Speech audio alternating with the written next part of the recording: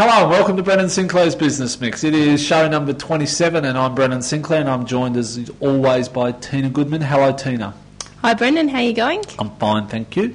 It is 21st of April 2006 and today we're videoing our podcast, which makes it a video podcast, doesn't it? I guess it does. That's pretty smooth, isn't it? Always. Now, today's show, Tina, as you know, is about judging books by their cover. What do you think of the name? It's a bit of a cliche. It is a bit of a cliche, but I was trying to think outside the box for something more interesting. I couldn't think of anything. Okay, let's move right along. At least everyone will know what we're talking about. Yeah, easy enough. Let's get into it. I was reading some research the other day that found that guys who wear short sleeve shirts at work are seen as losers. What do you think? This is why I'm wearing a short sleeve shirt, because I'm a loser. I think it probably depends where you live, but it's not as professional as it's not as professional looking as a long sleeve shirt. Did you know that better looking people get paid more money too, on average? I have heard that, and they get more promotions as well.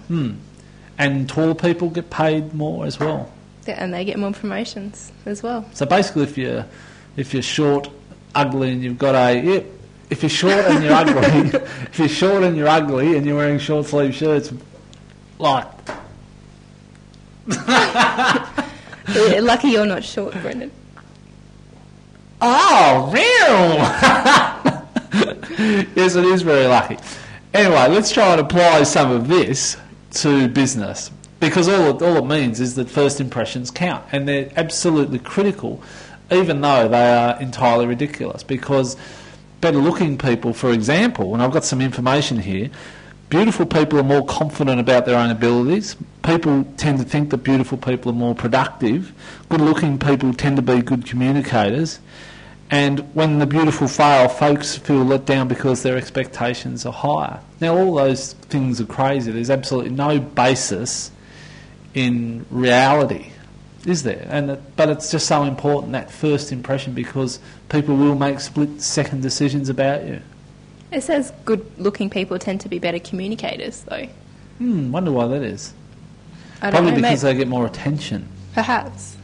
And they get spoken to more. I know that I remember studies years ago where they had babies who you show them an ugly person, a good-looking person, the baby smiles at the good-looking person. Really? Yeah, truly. My children are very angry, grumpy-looking kids. That'll serve them right. Yeah, so it's obviously it's just ingrained. It's just ingrained in us from such an early age, or whether it's must be some physiological, biological thing. I guess that guys who are looking for partners look for the best looking one. I don't know. See, But anyway, applying it to business, what we're trying to say is it's absolutely critical that you create the right first impression. And even though you don't think it's that important whether you wear a short sleeve shirt or a long sleeve shirt, it's probably better, now that you know this sort of research, to wear a long sleeve shirt. It obviously pays to take care with your hair and your skin care and your showering and all of those things. Of course, showering. Yeah, you've got to shower, don't you? No matter what you look like, if you don't take a shower, it's probably not very... Anthony, who works here, is over in his computer now. I don't think he showers. What do you think? You work in the same office. Like, seriously. His shirts look pretty white, though, so you think if he didn't shower... I think he bleaches them, because he stinks. So... It's so important to get all of those things right. I mean, I've heard things like if you wear a blue suit, more people will buy off you than if you're wearing like a grey suit or a black suit. If you've got I think it's that book, can't remember the name of it. Don't you hate it when you're doing the video podcast, and you can't remember? Yeah, because it's not like we can just stop it and go find the book and start again. Yeah. We would say we'll just rack our brain for the book. It's a really famous one. It's where the guy puts in place all the systems. Anyway, yeah, blue suit, white shirt with a splash of red makes more sales than practically anything else. Black shoes, polished black shoes, seen as more credible. See, navy blue is seen as a more You're checking my butt out? No, I'm checking your shoes out. Sure. They're black, but they're not that polished. They're okay. What was I saying? About making more sales wearing the right clothes. Yeah, exactly. Because people make those split-second decisions on your credibility, on your trustworthiness, based on all those superficial things.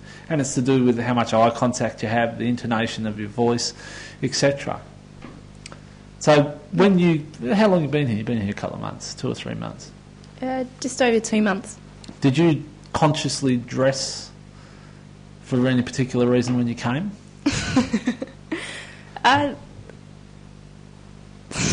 just the way you said it. Did I consciously dress as opposed to not getting dressed at all? Well, I was actually pretty surprised when you came up. Like, I've never seen anyone interview in a bikini before. That was the first time. Yeah? Yeah. That was unusual. Oh, I got the job. What does that say about you? No. Yeah, good point. I'm nervous now. I'm sweaty. I take care in my appearance because people judge you by how well groomed you are and that sort of thing. And it's Plus, you should do it as a self-respecting person who takes pride in themselves, shouldn't you? Yes. Well, you can't really say no to that, can you? You can't really say, well, no, I don't agree, Brendon. No, you shouldn't take care of yourself. You shouldn't respect yourself. And it's professional. You show that you're serious about the job. If you turn up in business attire, whereas if I just turned up in pluggers and tracky decks and for our American listeners, that's, what do they call them? Flip-flops? No. They're shoes, aren't they?